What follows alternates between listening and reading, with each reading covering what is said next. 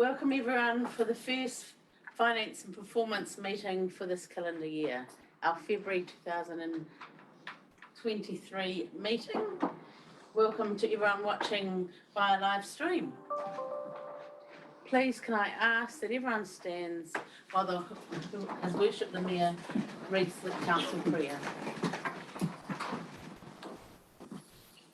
Almighty God, as members of the Rangitikei District Council, we give thanks for all the good things of our district and the advantages we enjoy. We pray that you will give us wisdom and guidance as we conduct the affairs of this meeting. We pray for all the communities in the district we represent. Help us to be fair and honest in our discussions and help us to work together in unity for the welfare of all your people. Amen. Amen.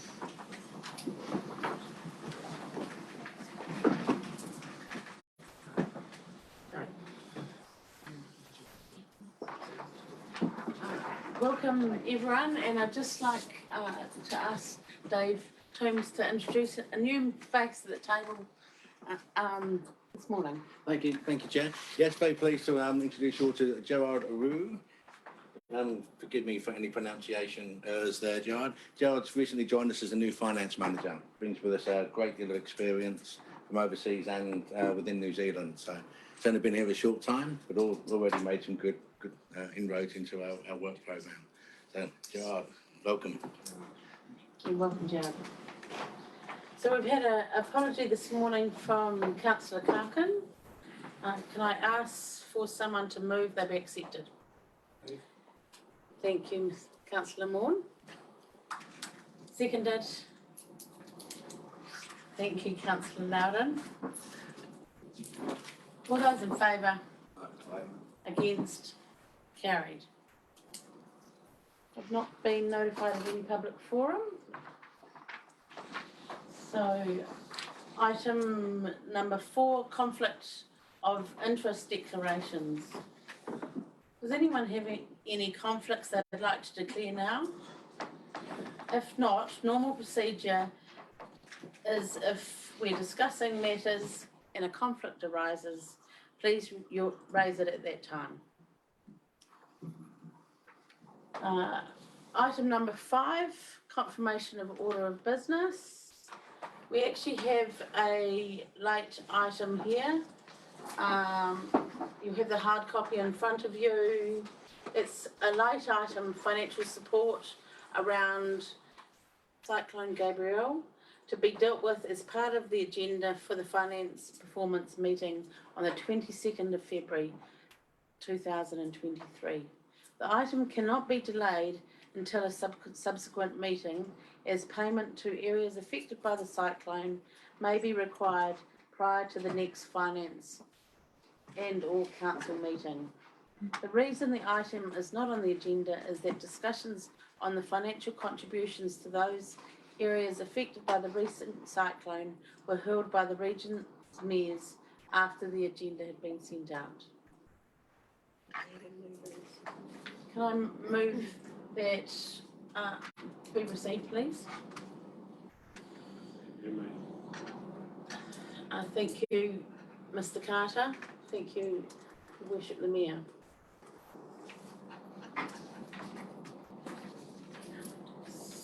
Yeah. So then we move to confirmation of minutes, item number 6.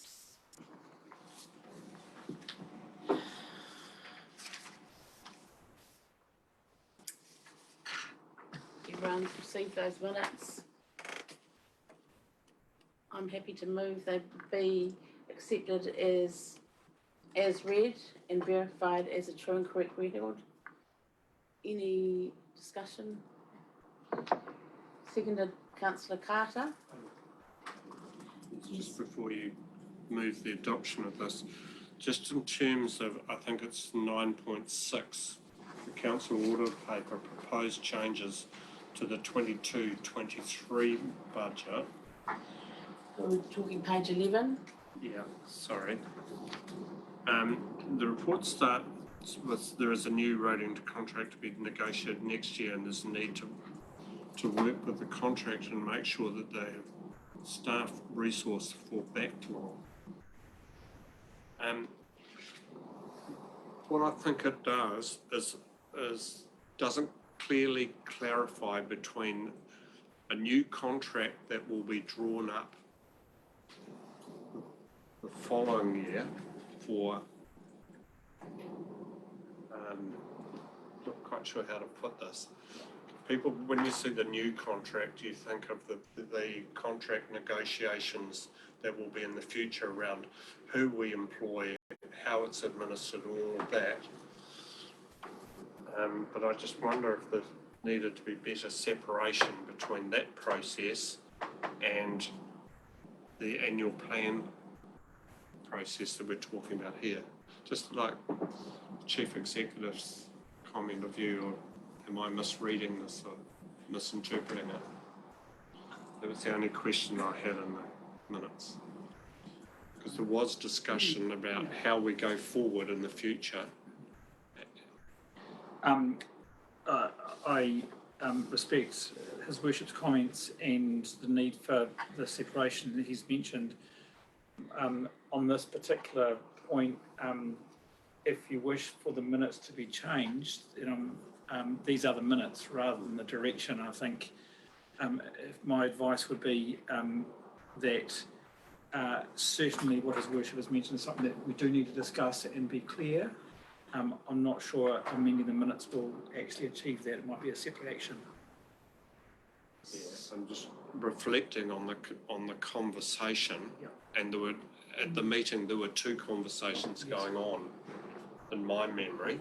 One was the conversation about future roading contracts, and then there's a separate conversation around what this is, proposed changes to the roading budget. But Yes. If I could just make a suggestion, I think perhaps just even a full stop and then actually separating the two issues out. So there is a new roading contract to be negotiated next year, full stop, and it was acknowledged there's a need to work with the current contractor to make sure they have staff resource. I would be happy with that because it would provide what I'm looking for. And I'd be happy to move as amended if that was included. Thanks, Carol. Thank you. Everyone happy with that? Can I have a seconder, please? Thank you. Carter. Councillor Carter. Thank you, Marton. All those in favour? Against? Carried.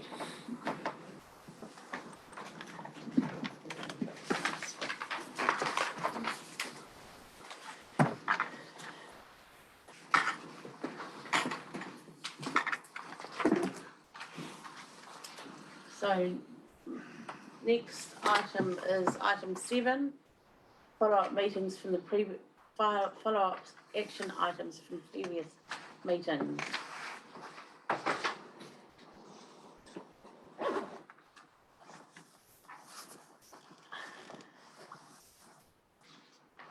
Can I ask that the follow-up action items be received?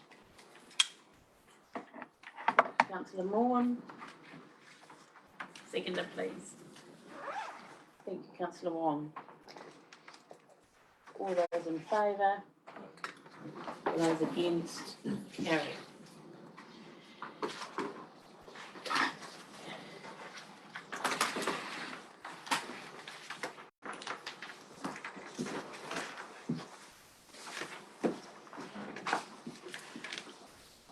So moving right along to my chair's report.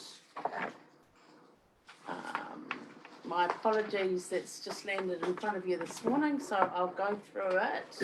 I just would like to you to be aware of how the process is. So I'm actually asked to do this chair's report before I see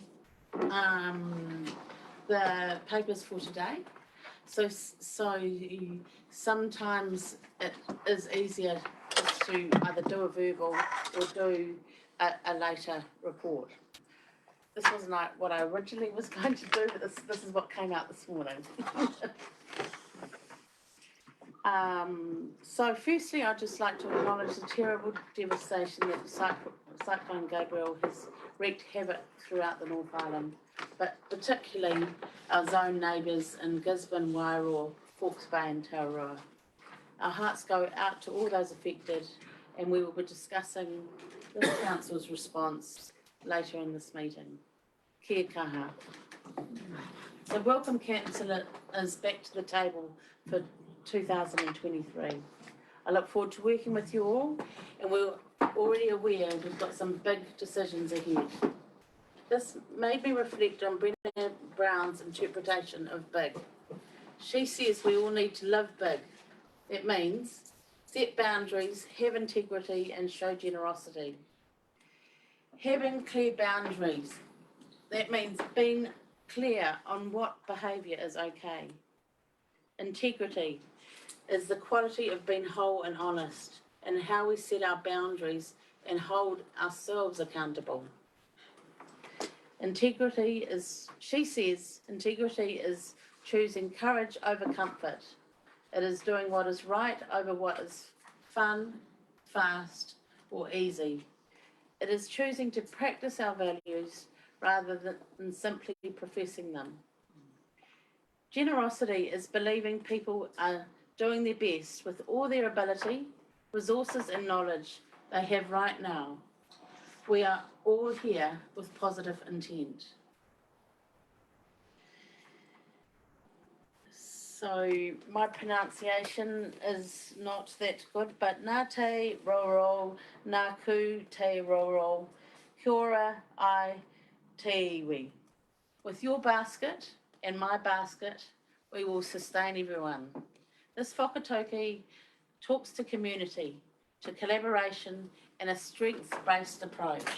It acknowledges that everyone has something to offer, a piece in the puzzle, and by working together, we can all flourish. Report. I recommend that the report is received. Seconded Councillor Wilson. All those in favour? Against? Carried.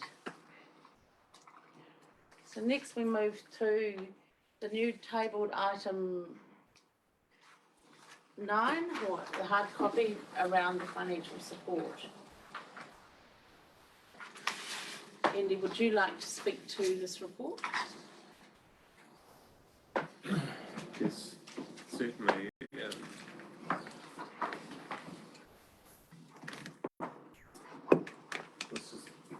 I have 9 as the financial snapshot, or are you going to? No, it's, Sorry, I was reading something else at the time. Yeah. So yes, I will. So thank you very much. Tim Cardigan, one of the South Island mayors, and sent out an email to all mayors suggesting that councils need to support neighbours that are under incredible pressure as after Cyclone Gabby.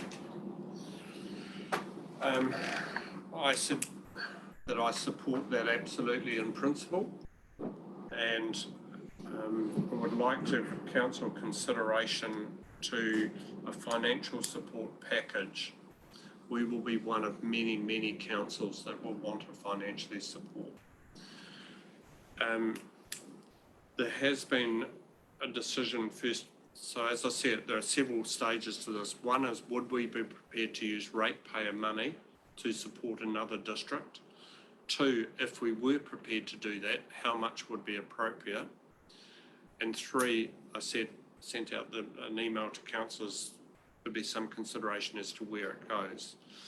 Since then, local government have gone about pairing councils with interest to councils that have had damage done. And I've said to local government this morning, this is a council consideration is to give money. That is a council consideration. Until it has been through our processes and adopted potentially by council this afternoon, I can't guarantee that. And I said councillors may also have a view as to where it goes. But I would like council to consider that we do, and that we consider a $20,000 budget for this out of this year's operating expense. So our budget is relatively strong this year, and I have been advised by the Chief Executive that that is a possibility that we could pursue. So I think we do this in stages. So I would like to move for discussion that we recommend to council this afternoon that we use ratepayer funds out of this year's budget to the sum of $20,000. So the recommendation would be, I'll move first of all that the report be received. If there's a second to that.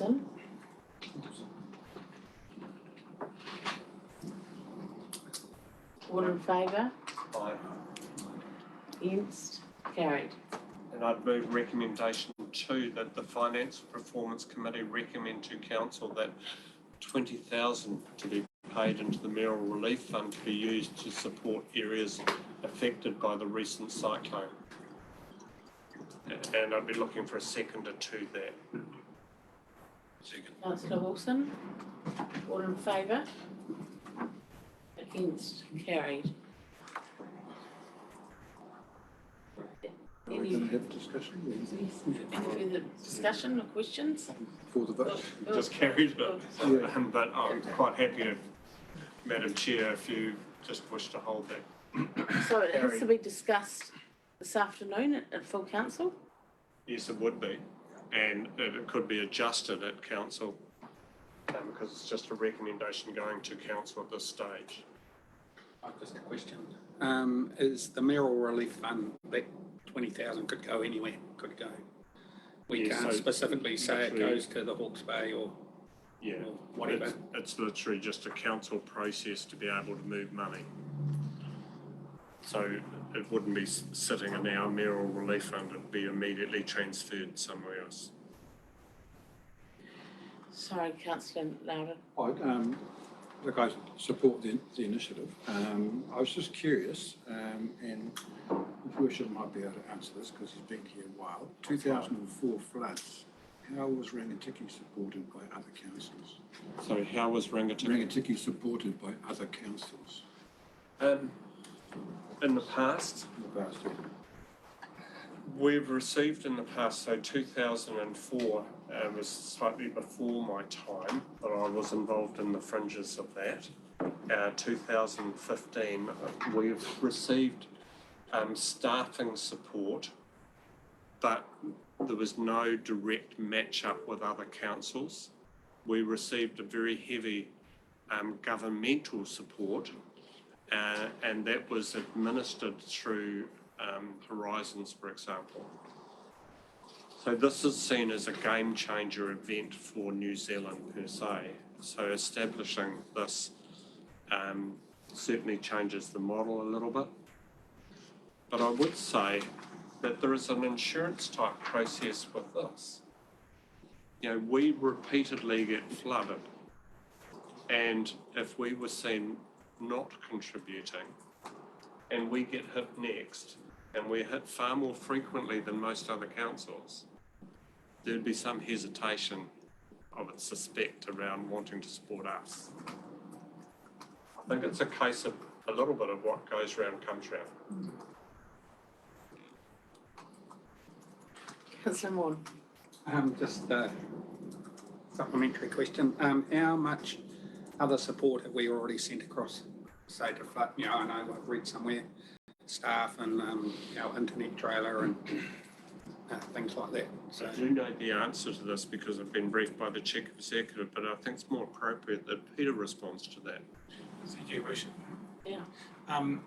The total sum that, or of effort that has been put in, we've had our emergency EMO.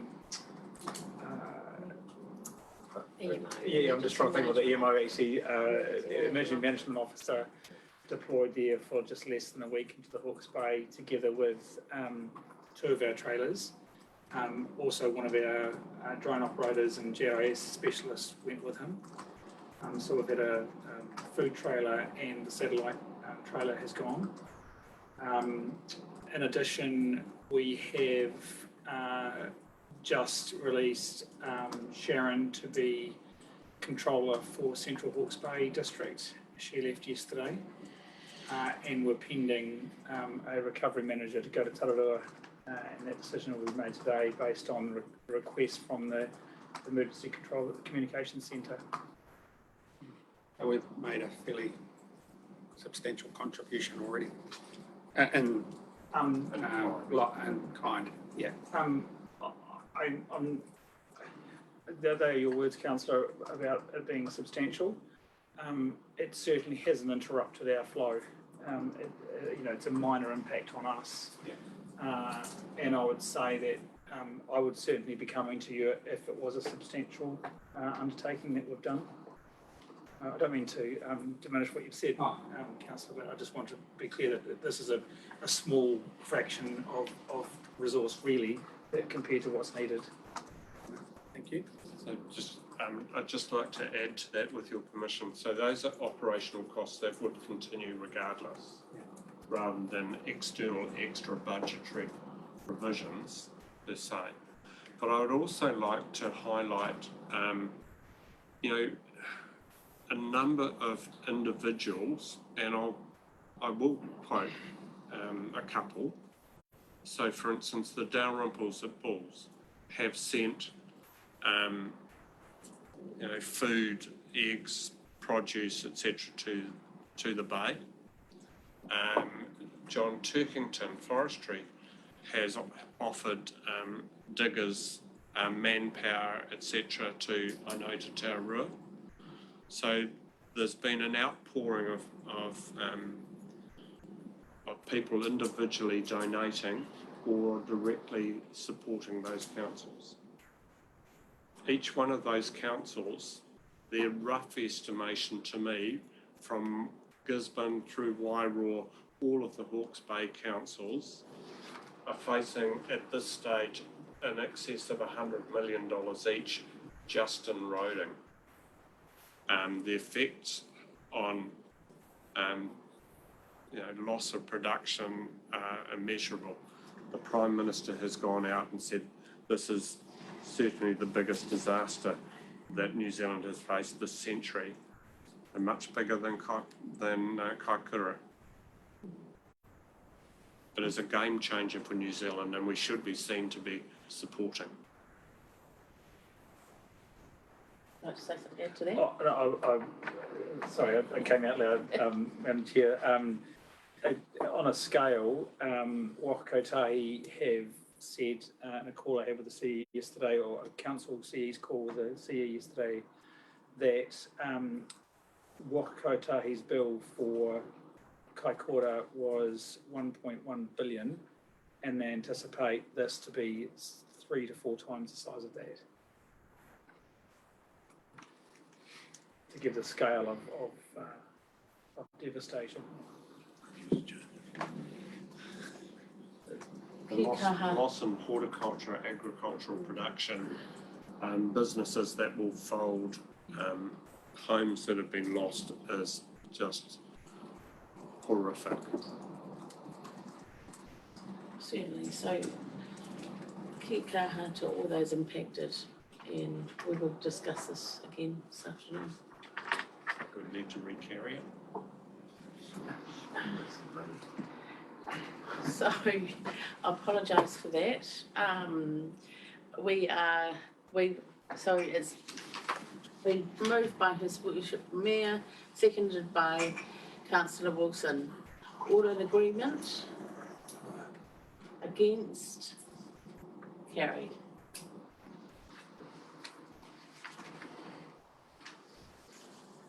Moving to the original page 16, reports for information.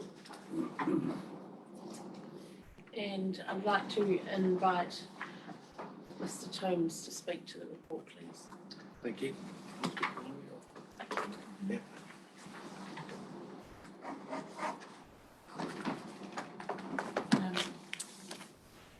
I'll just take this report as read, but if you've got any questions, please fire away.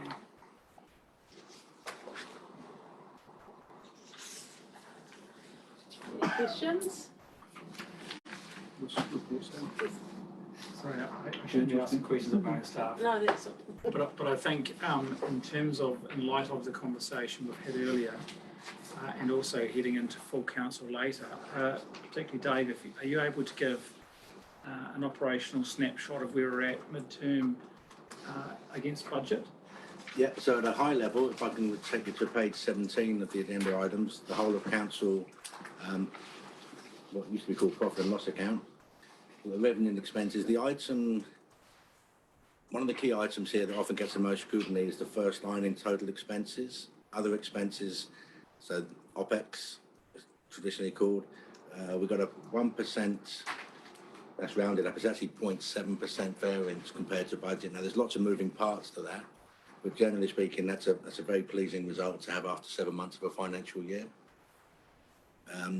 It's one of the least alarming 7-month budget reviews I've seen in local government, all things considered. Now, there's still lots of, as I said earlier, lots of moving parts to this, but the fact is we're tracking pretty bang on budget at the moment, which would suggest that most things are kind of tracking on control, and there's not a lot of surplus within the budget. So that's a high level. There's obviously lots of pluses and minuses within that, but generally speaking, it's a pleasing 7-month report. essential. I thought there'd be a whole lot of questions around segments of this. Community and leisure assets, I think it's page 19. The question from me is, have all of the accounts from the Marton Memorial Hall been finalised? I'm just aware that we've put quite a big air conditioning units and things that are still haven't been commissioned or in operation yet. So is there still more to come in that, or is it covered within those budgets? That'll be capital expenditure you're referring to? Well, I presume it's capital expenditure, but I was just looking at the community and leisure assets. Okay, the capital expenditure items would be on page, scrolling down 5 or 6 pages beneath that, page 26. I'll take that big point, certainly. I might have to take that on notice and Caroline, Jaden's got. Yes, there still are some invoices to come in for that project. And subsequent to that, through the chair, will we get a closeout report on that project as well? That is managed through the project management team, so yes. Thank you. Councillor Morn? Don't know if it's appropriate now, but just relating to an email I sent to Mr. Toombs yesterday about some of the rates remissions that have been given to the new subdivisions. I've been getting a few comments from the public about why people buying new houses are getting, but I don't know the full story because I wasn't on the council at the time. Just maybe offline, but I don't know whether there's I can give a summary now, and other councillors may want to contribute to. The rates remission policy was amended from 1st of July this financial year to say that no new rates remissions would be given to the southern part of the district, but those buildings that are already underway who apply for the subdivisions, etc., building consents, etc., whilst the old rates remission policy was in place, we were still honour their $5,000 rates remission. how does that work? So for somebody buying, I'll use an example, Hereford Heights, Yeah. they get a $5,000 rates remission because they're new. Who gets a rates remission? The developer or the purchaser of the Purchaser who started the process pre-30th of June last year. and it was an encouragement for them to buy the sections? Or? Incentive, yeah. They had to apply for it. It wasn't as of right. I just want to get the terminology correct for the councillor. And His Worship, I think wishes to speak as well. Would you like me to stop? No, you can carry on. I might comment later. So the policy that was in place and is still in place, but will cease in due course, was to incentivise new housing stock in the Rangitikei district. And so you would need to have either built a property or relocated a property into the district. And when you receive code compliance, you could apply for a rates remission, which is consistent with incentivising new housing stock. That was reviewed by council. As Dave mentioned, that's been overturned or deleted for the southern part of the district, so it's south of Hunterville, or I don't actually know if it's the north or south of Hunterville, if it includes Hunterville or not. That process is still ongoing. Although the decision has been made to amend it, it doesn't actually stop until 30th of June this year. And then we will stop paying out. I think you needed to have your code compliance, and forgive me for not having exact details, by 31 December this year. So we will continue actually to pay for the entire district until 31 of December this year, and after that it will only be for the northern part of the district. Have I got that right? Yeah. I've just on the dates, I have to double check the dates. Yeah, I think there's some clarification required in your terms in southern and central, I think. So we just need to. I probably just need to talk to somebody offline, just Yeah, and we'll clarify so I can I think it's in the. give explanations to ratepayers that are asking those questions. I think it's in the rates remissions It is. policy, Yeah. but we'll go through it again. Worship. The fundamental driver of this, and it was really taken forward by both myself and the Deputy Mayor, was our district was facing a gradual decline in population. And we needed to reverse that trend. So we put some incentives in place to encourage not only the property owner, but the property developers to step into that space. Whether part of the consequence was the increased number of houses or whether that may have happened regardless, hard to determine the effectiveness of these things. But certainly what we saw was a dramatic upturn in number of houses being built and the attitude of developers wanting to greenfield develop. Remember, not all people decided to take up the option of applying for the rebate. It's desperately what this district needed. We needed investment, we needed people, we needed businesses, etc. And it's been incredibly successful. No, I'm not disputing the reasons, I just want the explanation. Yeah. However, I would say that Taihape Hunterville has not seen the same upturn. So in support of those communities, we've said we'll keep the policy in place and try and encourage some development in those spaces. So that's the driver. Thank you. I think that's a very good idea, but why was it stopped in July last year? Why did we decide to stop it? Because the need, we could see developers and uptake of housing to the stage of probably 800 to 900 new homes within the southern part of the district. So the urgent need was being addressed, and we could see a position going forward that we were far more comfortable with. As I said, couldn't see the same position in Taihape and Hunterville. So Would you like to we add to that? continue. Yes, I may, Chair, and endorsing and supporting everything that the Mayor has said. It was an active decision that was taken by Council, the Mayor, myself, former Councillor, Deputy Mayor Nigel Belsham, and I think one other former Councillor actively sat on a committee to formulate this policy, to understand the reasons why and the needs and what we thought the possible outcomes would be. As part of that discussion, it was also agreed that it would have a review point. and that was what was done. And that was done, I think about a year or so ago. Dave, did we start to review that position? Maybe a little bit more, maybe 18 months ago, we stopped and said, okay, let's have a review of this policy. Has it achieved what we wanted it to achieve? We believe that it had in the southern part of the district, although not being quite so strong in the northern part. A series of meetings were held with that committee to look at where we might take this policy forward, which has led us to the position that we're in now, with some of the dates and things that have been indicated from Mr. Toombs and the Chief Executive as to an end point, and to ensure that those that had applied or were applying had a position where they could say, well, at this point in time, if you have applied, you're in, and then there's a carry-on period for the code of compliance to be completed. Dates I'm not 100% sure on, but that is the process that we put forward. And so that might answer your question as to why it was stopped. It was agreed as right at the very beginning that it would be a reviewable process. Thank you. Councillor Carter, you had an earlier question? Yes, page 21.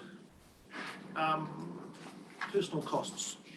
I'm a little confused over those figures in the explanation you gave. It sounds like they're robbing people paid for and getting ripped off. Okay, so what that's basically saying, if I may, Hillary, is we've got the first line has got a green budget variance of 222 subsidies and grants. So we've got a non-budgeted income line, and it's not always clear when we get this money whether the expenditure is going to be other expenses or personnel costs. But basically, that green 222 is offset by the red 39 and 156. So there's unbudgeted income, unbudgeted expenditure. The way it's been accounted, some areas have other expenses and personnel costs in different buckets, but essentially that green 222 offsets the red 39 and 156. It's an unbudgeted grant associated expenditure. Is it right to take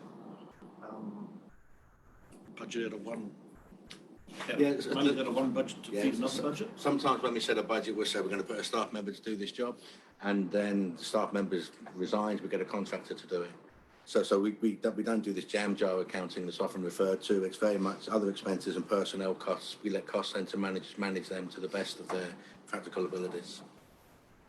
As long as we're happy with it, that's good. Yeah. Councillor Wilson? Yes, on the same page, Chair, if I may, just the comment about the gains.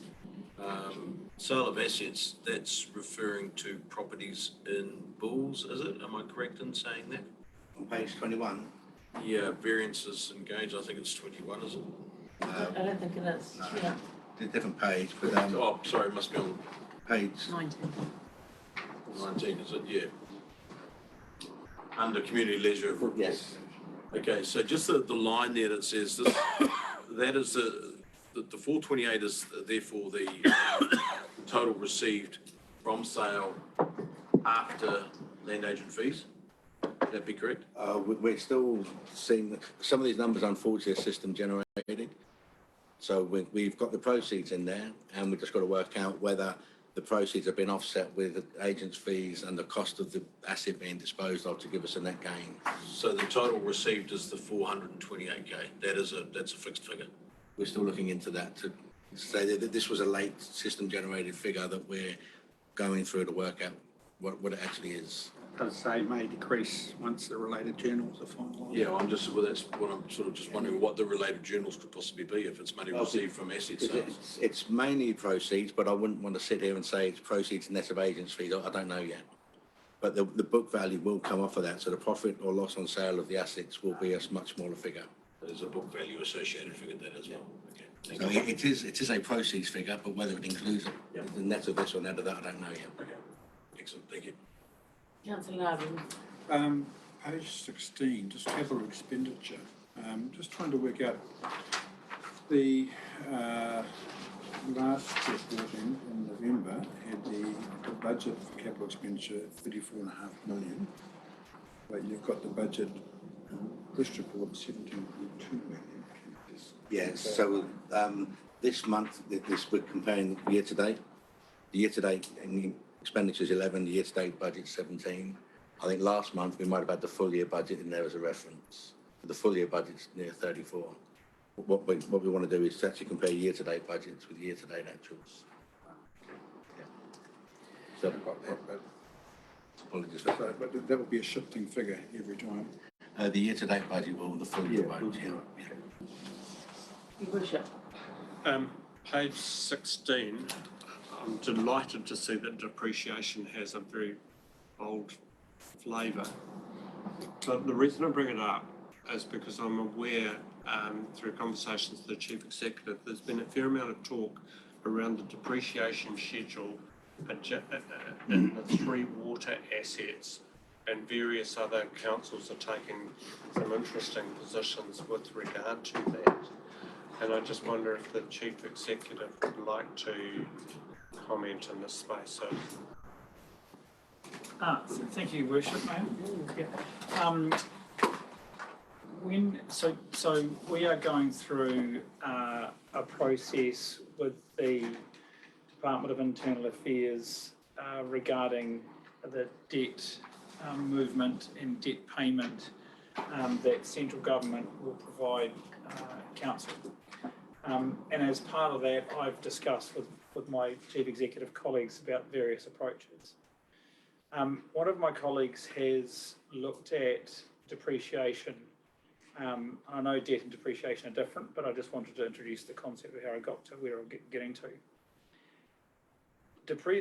Their view is that the value of depreciation is created by, in our case, a third party, and that value is what it would cost us to replace the asset, effectively. There's a bit more detail than that, and I apologise to the chartered accountants in the room. Their view is that the cost for the Rangitike District Council to replace an asset would be different and higher than an entity that has much bigger buying power than the Rangitike District Council. So entity B which is a combination of 22 different councils as part of 1 million people, the cost to replace an asset for them would be less than the cost for council, who may only do a replacement, once every decade. Entity B will probably do it once a year or once every 6 months, and therefore their procurement power will be considerably improved. Therefore, if you look forward for depreciation, what would be the book value of the assets that we should be depreciating? Now, their preliminary view, I'm looking at Gerard as well, of course, their preliminary view is that, from audit, is that if they were to take that approach and to apply it for other assets, that would be reasonable. Other assets being roading, that would be reasonable. And so it's opened up a new conversation, which I'm yet to fully explore with Dave and his team, about how we might value our Three Waters assets from a depreciation perspective. Thank you very much, and I absolutely appreciate the work the chief executives are doing in this space. But the point is, we're going through a process very shortly with DIA, where they're wanting to get a definitive position, which I say will need to be signed off by council, around debt repayment. So if you can signal these things and get it into approval through audit and get it adopted within debt repayment structures and so on, these won't be our assets in the future. So any saving we make there is just a net saving, unless it falls over within the next year. But it's literally, in my view, the ability to reduce our ratepayer costs without any effect to us. And we should, and I would encourage Chief Executive and Council to consider this ahead of the meeting with DIA, which is early March, On March. 1st of March. Yeah. Next Wednesday, Your Worship. Is it 1st of March? Yes. So it's just useful that we actually have these conversations in space to be able to give the Chief Executive some room, in my opinion, to enter into these negotiations. Would you like to Just following on from that, DIA have sent us a questionnaire of the key things they want to cover in that meeting on the 1st of March, and some of us are getting together next Monday to go through them. There's three main areas there. One is some debt movements that we're comfortable with. Another point is that they've identified that we've flagged 300k of unfunded depreciation in next year's figures for Three Waters that they just want to explore a bit further. So it's certainly on the agenda for us to talk to with them. Thank you very much, everyone. So after starting with no questions, I think very, very constructive conversations this morning. Sorry, Jeff. I just, one more question, page 17 still.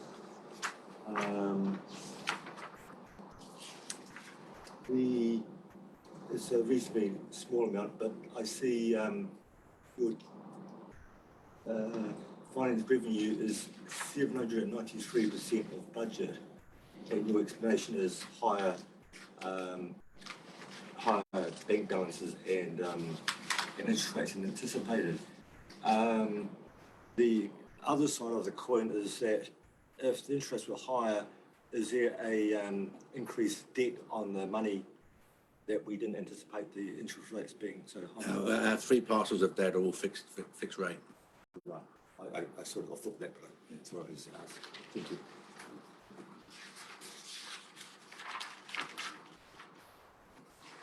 Thank you. So can I have a mover for receiving a report, please? Your Worship, seconded Councillor Wong. All in favour? Aye. Against? Carried. Thanks, Louis. So next we're moving to 9.2, the Treasury and Debt position, which is page 28.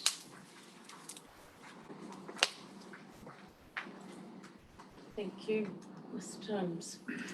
Thank you very much. Yeah, the standing item on our agenda for information basically shows that our current debt levels, it shows three parcels of debt there on page 29. It shows that our current debt levels are well within our limits. Any questions to that report, please? Councillor Loudon? Just, is it of concern that the previous report had that net debt to total revenue 2.8, it's 17% and it's risen to 25%, and 2.9 the percentage has gone down from 151 to 136. So there's sort of quite significant changes in our sort of position as far as I could. Yeah, okay, the most fluid number there is bank and deposit. Well, two comments if I may. Both them ratios are still comfortably within the limits. Yes, there is movement, but to go from 17 to 25% in section 2.8 when the limit's 175 is really well within comfort zones. The bank and deposits line there is the most fluid. Just for example, we're now sitting on over 9 million because rates were due last quarter, last week. So that's quite a fluid number. Debt's fairly fixed. So net debt will go up and down with our bank balance, but they're fluctuating within very comfortable ranges.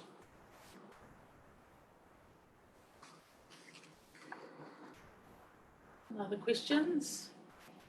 Can I please have a mover for that report, please? Receipt of that report. Thank you, Councillor Carter. Seconded. Councillor Morn. All those in favour? Against? Carried.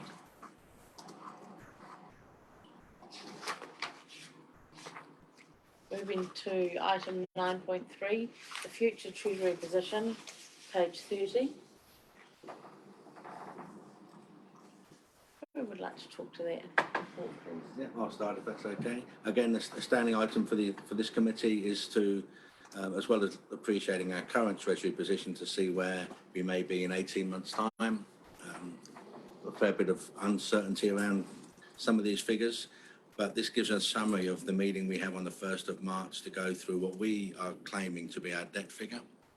And what the IA have done is they've issued all councils with 9 different models that can theoretically come up with a debt figure for their particular situation. Not all councils have the same level of structure behind their book debt as we do for Three Waters. We use what's called a FIS, Funding Impact Statement, which are audited each year. And the feedback I've got is that they're fairly comfortable with our FIS figures. So I think the paper explains that. When we speak to them on the 1st of March, we will go through the 9 models. 7 of them don't apply to us. What they do is they slice and dice whole of council debt and apportion it between different activities. Now our Three Waters debt is more than whole of council debt, so that approach doesn't apply to us. What I'll do is I'll get a bit nearer to the detail of the other 2 models, but the other 2 models provide a notional debt figure in excess of our FIS debt figures. So we'll have that discussion with them to see how much more work they want us to do on them 2 models. But I think most of the discussion will end up talking about our FISs, and that'll give us there a figure of, I think, 18 million, I said, as at last June, as to what our Three Waters related debt would be. Any questions? Just one for me, if I may, Chair. Just, you know how they said they had the 9 different models or ways of working out the debt, and effectively you said 7 didn't apply to us. So that would mean potentially 2 or 3 did. Did we test the figures against any of those other modellings? Yeah, I think you've said you had done. Yeah, I did. Section 5.3.2. Yeah. They came out at 25 and 38 million. Councillor Moore. Just trying to reconcile the total debt in the previous report was 19 million. External debt. Yeah. Yet you've calculated Three Waters debt at 22 million. How does that, I'm just trying to work out how we have 22 million debt one side and 19 million the other. Yeah, okay, because we got 9 different groups of activities, 3 of which are Three Waters, and there's park, and there's roading, and there's waste, because we've got 9 different activities, as we saw in the budget reports earlier. Some of them have got reserves, and some of them have got debt. So there's debt with our Three Waters, but other areas have got reserves built up. So the net effect of that, because we don't have 9 different bank accounts for each activity, it's one big bank account. So the Three Waters has been running at a deficit due to CapEx mainly, and other areas have got cash surpluses, notional cash surpluses. Still doesn't add up to me. You've still got $3 million worth of debt, because that's consolidated figure, the 19 million, I'm assuming. Yes, so at the moment there's 19 million of all of council debt. I'm not sure where the 3 million comes from. What's the 3 million? Well, you got $22 million debt on Three Waters. Yeah, so other areas have built up cash reserves over the time.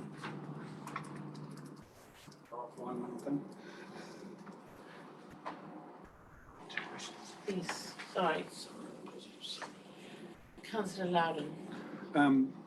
Bearing in mind that we have in front of us some capital expense, debt-funded projects on the books within the long-term plan, at what point external debt, at what level and at what point external debt becomes difficult for 2.9 on page 29? External debt plus committed facilities plus liquid assets divided by external debt must be greater than 110%. Yeah. At what point the external debt figure becomes difficult for that equation? Yeah, okay, so the long-term plan shows that over the 10 years, obviously the long-term plan after year 4 is now going to be redundant. But if you can, I'll refer you to the long-term plan, and that shows that with the debt levels in the long-term plan, maintaining a bank balance of around 7-8 million means we're comfortably within that 110% level. Our debt ceiling ended up about 90 million, and our max debt in the long-term plan is about 70. Yeah. But having said that, if the bank and deposit figure comes down, then that gets skinnier. Do you know at what point? Oh, if bank balance becomes 2-3 million, then that would be, yeah. Yeah, this isn't a really big deal.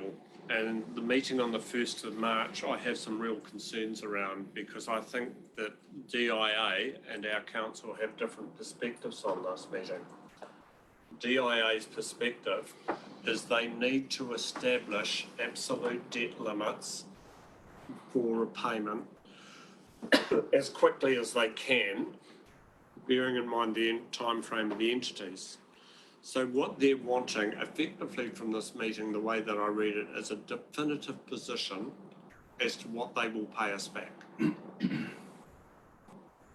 The problem I have with that is I view this as an introductory conversation, because it's a conversation with staff, not with council, and it's a governance decision.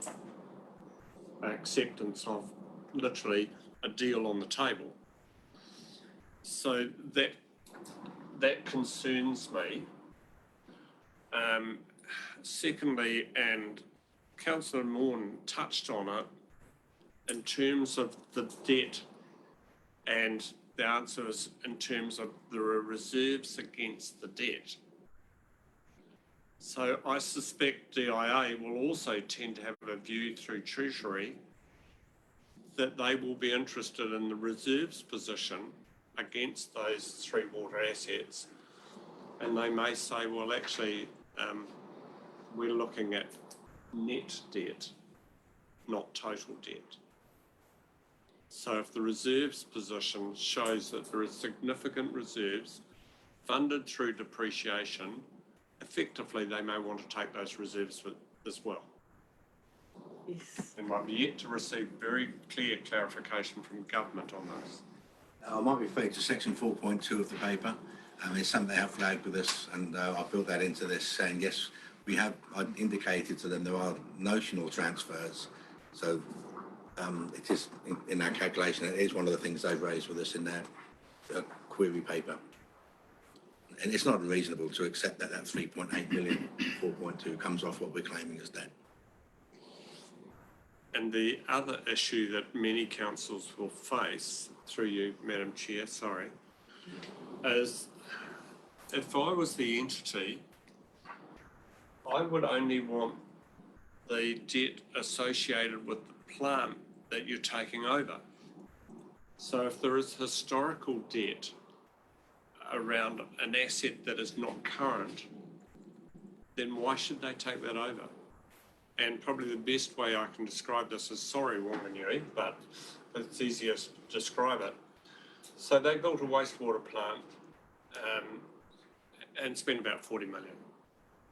It didn't perform, and they replaced that wastewater plant with another 40 million. Why would the entity be interested in paying for a plant that doesn't exist? So there's a whole lot of those conversations. I would think that the entity will want to narrow down their debt repayment to the plants that they're taking over. Anyway, I think it's such a complicated field, and we are babes in the wood in terms of local government with this conversation. Yes. Just a query. Is the DIA interested in taking over non-performing plants? It's like a sale, as is where is. They would be. And how do they value that? How would they value that? So if a plant is out of consent, they would have to take it over.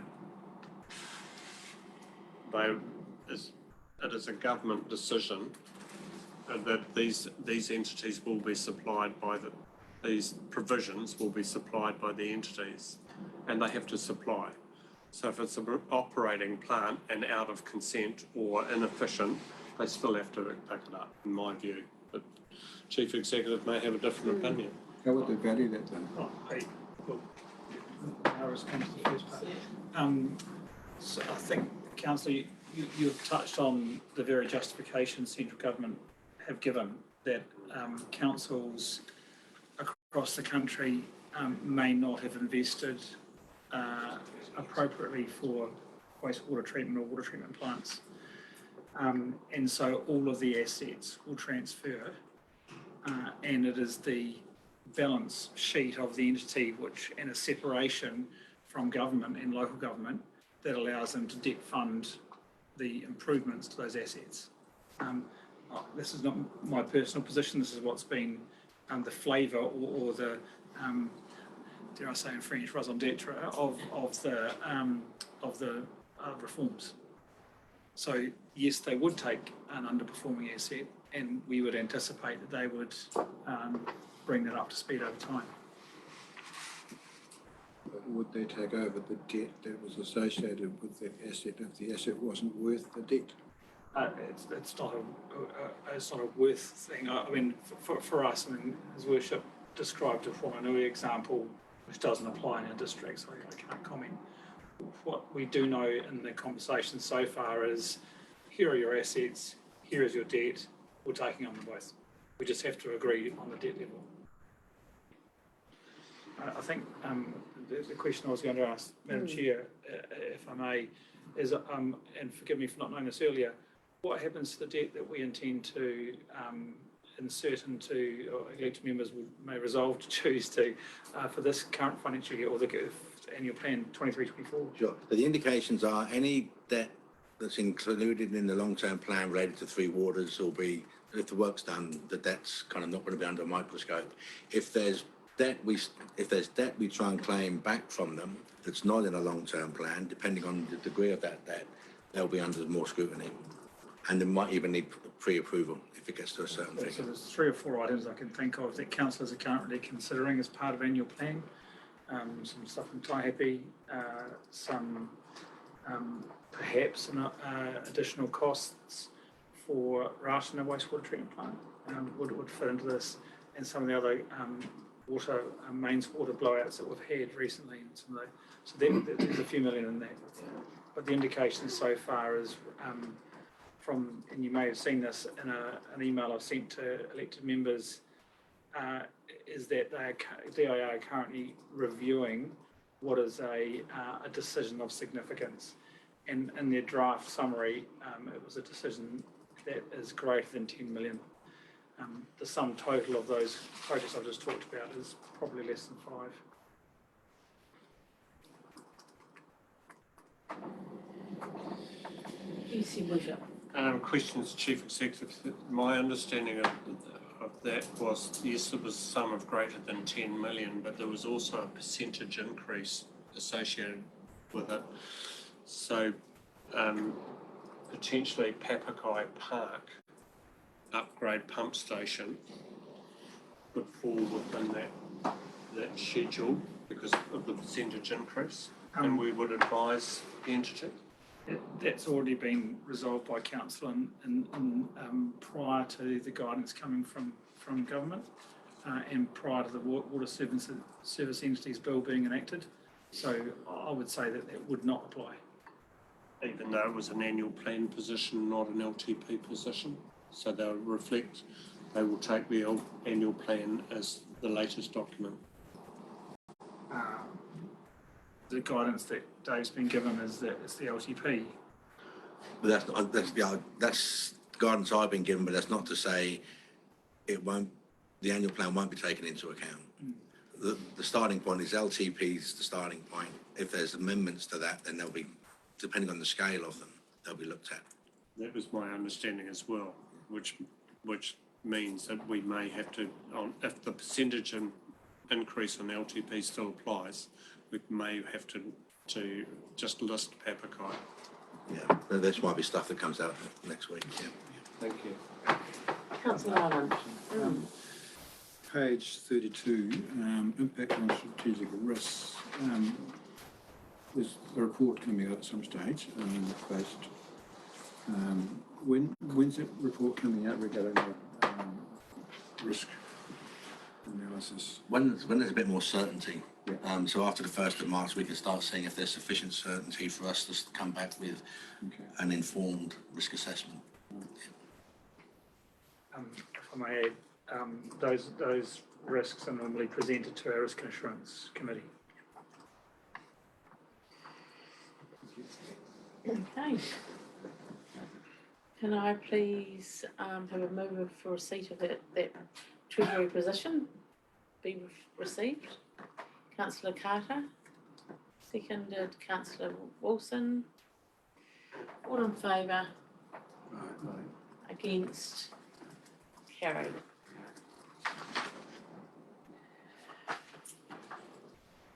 Moving to page 33, item 9.4, in the annual plan 21-22 progress annual report month, I beg your pardon, 21-22 progress update. Mr. Toombs, would you like to speak to this report? Yeah, thank you. Just a standing item as we go through the finalisation of an annual report. It's obviously dragged on longer this year for every council, I believe. Just giving elected members an update on where we are. We expect to be bringing the draft annual report for signing to the next Finance and Performance Committee to be approved in the afternoon. Are there any questions, Mr. Toombs?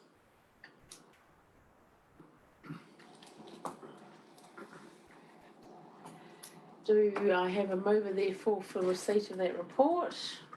Thank you, Councillor Morn. Seconder, Councillor Carter. All in favour? Against? Carried.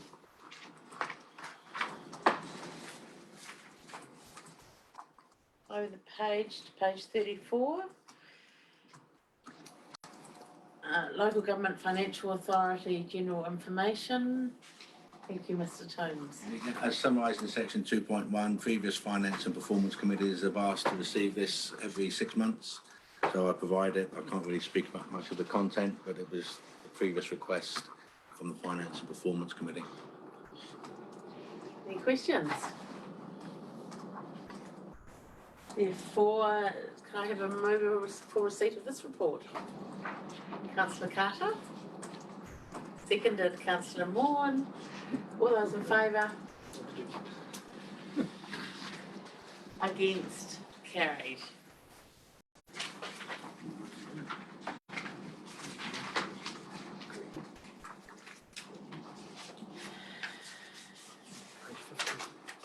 Okay. It's a pity that Councillor Cowper's not here. This is bread and butter stuff. So page 50, item 9.6, QV report. Thank you, Mr. Toombs. Thank you very much. Returning members will be aware that this is a report QV used to provide us each month. They're going through changing their reporting platform. So the format of this will be different to what some of you may be familiar with. It's my opinion, it's not quite as attractive to look at. But the key numbers sort of are still in there. One of the benefits of this new platform is it's actually live data. So this morning, for example, on page 51, the top figure in the top left-hand corner is 6.35 million. Is now, that's, I can advise, that's actually gone up by another million since this was printed off. So that's the capital value of our rateable properties within the district. So the little grey figure to the right of that is plus 0.14%. That's a figure that gets relevant when we start talking about rate increases. That's now 0.15%. And what's caused that is the little dark blue box underneath that section in building consents currently says 60 had been completed. When I printed this off, that's now 72. So this give us a more dynamic view as to what the capital value of our rating base is moving like. You may be interested in the table underneath that, which shows market movements. Again, you can see market movements in our district for the last month, 3 months, 6 months. Statistics are what statistics are. When you get a small sample size like we have, 1 or 2 outliers can influence these, but you can see market movements there. So it's really presented again for information, just sucking out of our database. Yeah. Just, Councillor Wilson. yeah, just a question for me, Chair. Dave, do you know the answer to this? And you may not. Where it says the total capital value and that's in its live data, does that trigger when the code of compliance is completed, or when does that number trigger? I could guess, but I'd rather take it offline and confirm once I'm sure, because that's QV initiated all of that, not us. So I'd be more comfortable taking that off. That's okay. Thank you. Any other questions? I would like to just comment that it's not a linear function. So when we look at the value, for instance, of our housing stock, it's decreasing and has decreased sort of at, I think, 13 or 15%, something of that magnitude for our district. But it's not even. The percentage decrease on the lower value properties is greater than the higher value properties. So they went up dramatically in price compared to the higher value houses, but they're also suffering the greater drops. So, you know, I suspect that we have now a number of people with negative equity in their properties. Would that also change the rating value for those properties? Because that's... Down the track it will, Yeah. but it will take quite some time, Simon, for it to flow through because of the cycle of reevaluation of the district. So technically the lower value properties would suffered a high rate increase last time round because of the percentage shift. Yeah. Could actually have a rate decrease. Yes. When it cycles through. I mean, to some extent, it's a little bit academic as to what your property is valued at. Yeah. You've got rates associated with that property, and you've got a loan structure that's been put in place to support the property. But if you're in a position of being forced to sell as cost of living increases, that's when you've got a problem if you've got negative equity.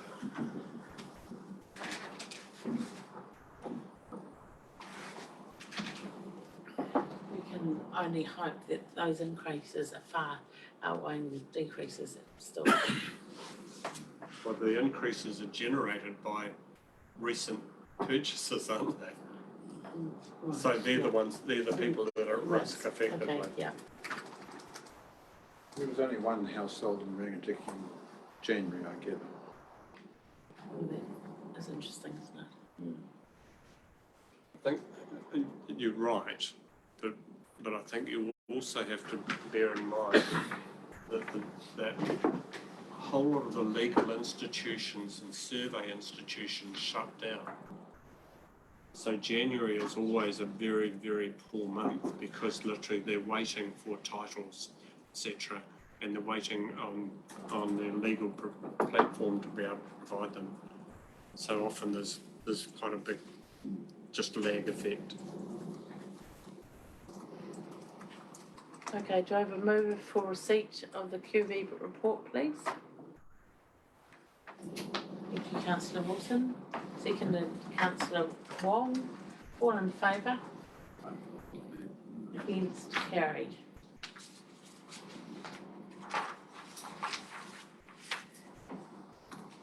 Page 52, item 9.7, public feedback to council this month. Carol, would you like to talk to this report? Thank you. You get a break from Mr. Toombs. Apologies for that. The report is pretty self-explanatory and I'm very happy to take questions, but what I will note is the Korero Mai increase is really pleasing to see, and even the fact that some of them have provided the photos that you see in that attachment as well is good. So we'll continue to promote that. I'm happy to take any easy questions.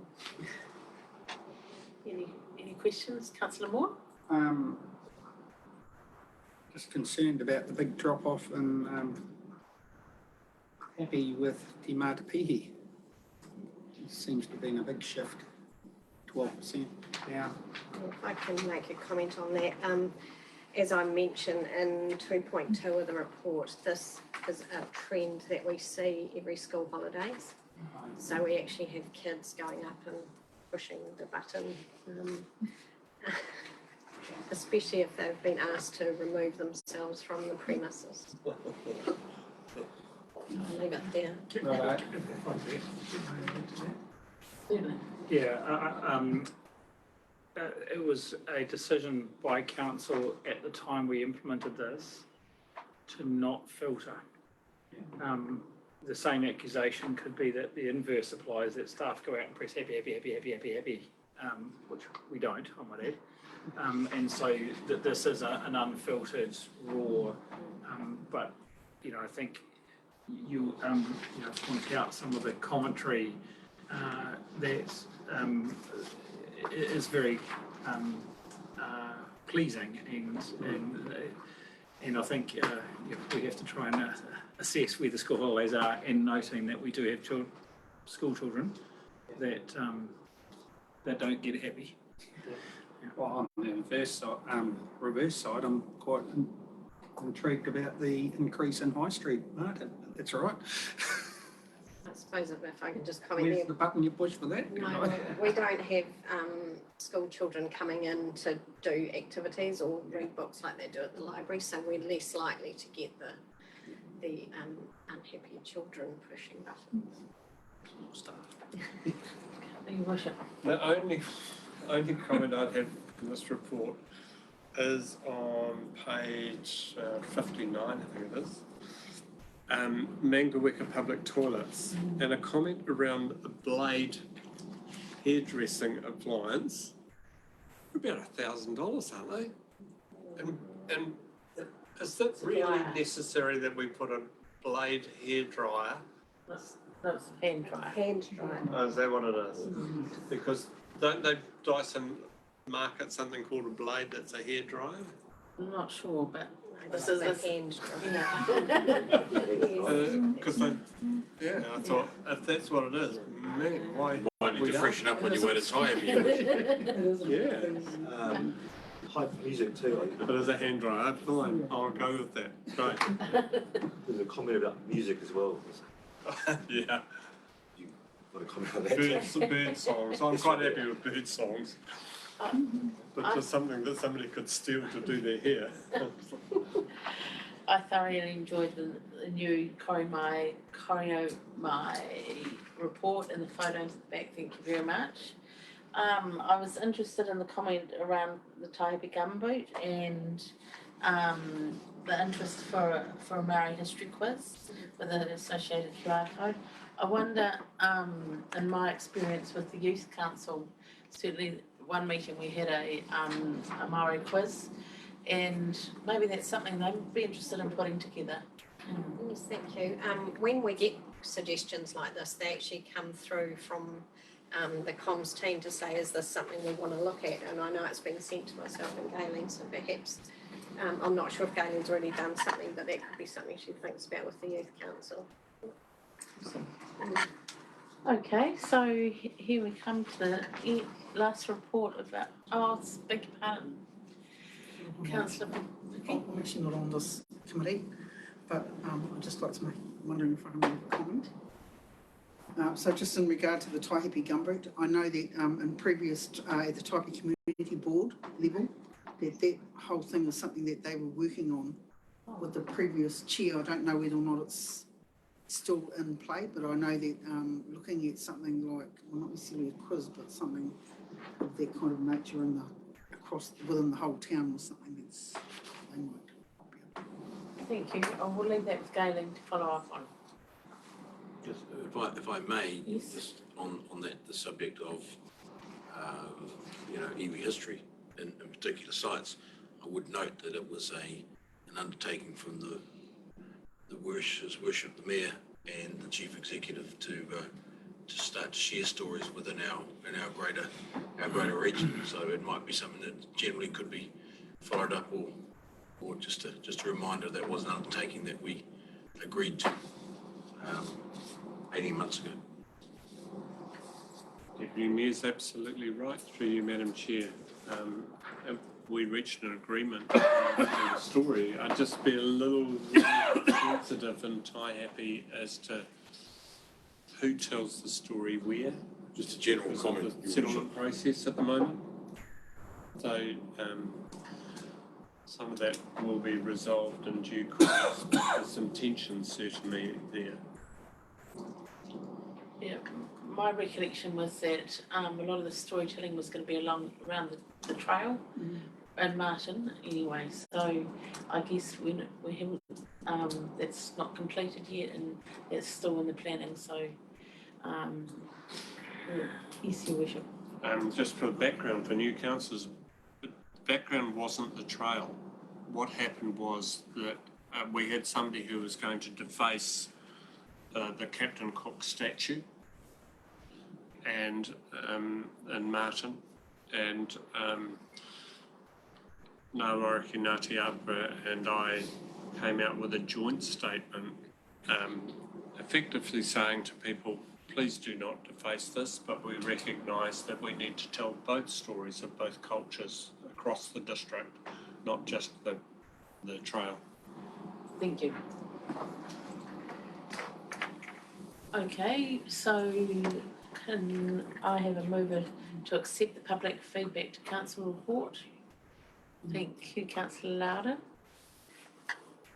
Is that Councillor, seconded Councillor Wilson, all in favour? Against, carried. I think that means we can close the meeting. Thank you to anyone watching online. Until next time.